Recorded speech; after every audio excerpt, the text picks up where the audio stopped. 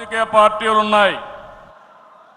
కానీ మహానాడుల వేలాది మంది ప్రతినిధులతో మంచి చెడులు విధానాలు ఆలోచనలు చర్చించుకునే ఏకైక పార్టీ తెలుగుదేశం.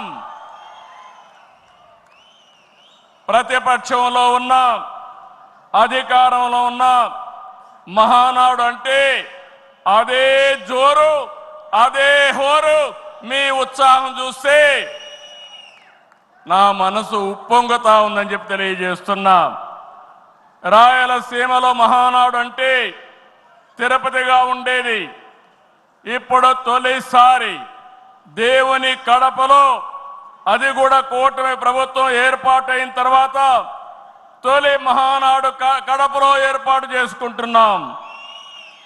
ఈరోజు కడప గడ్డపై జరుగుతున్న ఈ మహానాడు చూస్తే ఎన్నికలై ఏడాది జరుగుతున్నా మీలో ఆ కసి, ఉత్సాహం, ఉద్వేగం ఏమాత్రం తగ్గలేదు.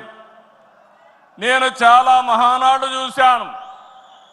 దగ్గర మనం చూస్తే 34 మహానాడులు మనం జరుపుకున్నాం.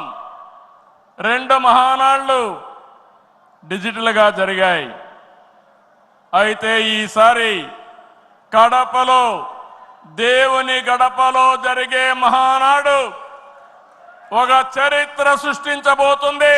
సువర్ణాక్షరాలతో ఆంధ్రదేశ రాష్ట్ర ఆర్థిక పరిస్థితి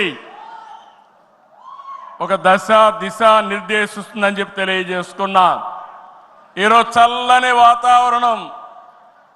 అన్ని మహానాడులంటే చాలా వేడివేడిగా ఉండేది, ఎండలు ఎక్కువ ఉండేటివి. ఒక ప్రశాంతమైన వాతావరణంలో, ఆహ్లాదకరమైన వాతావరణంలో ఈరోజు కడపలో మహానాడు జరుగుతూ ఉంది. ఉమ్మడి కడప జిల్లాలో 10 స్థానాలకు గాను 7 స్థానాలు గెలిచాం. మన సత్తా చాటాం. ఈసారి ఇంకొంచెం కష్టపడితే 10కి 10 మనమే స్వీప్ చేస్తాం. రాయలసీమ ప్రజలు అద్భుత చైతన్యంతో ఈసారి ఇచ్చిన తీర్పును గౌరవిస్తూ వారికి ధన్యవాదాలు తెలపడానికి కడపలో మహానాడు పెట్టాలని నిర్ణయించాం.